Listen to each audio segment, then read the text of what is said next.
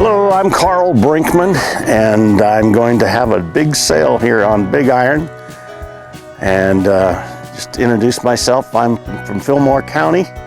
I've been farming here for about 30 years as an adult and 18 as a young man for my dad.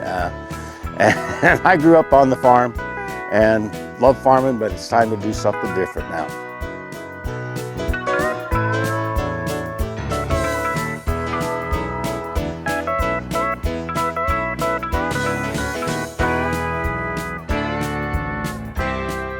I decided it's time to slow down and do some other things. So we're slowly getting out of farming, and this will be the final straw, I guess. We got the ground.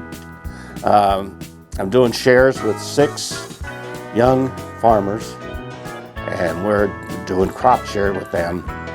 So I'm trying to get them involved in farming. Hope things go well for them and well for me.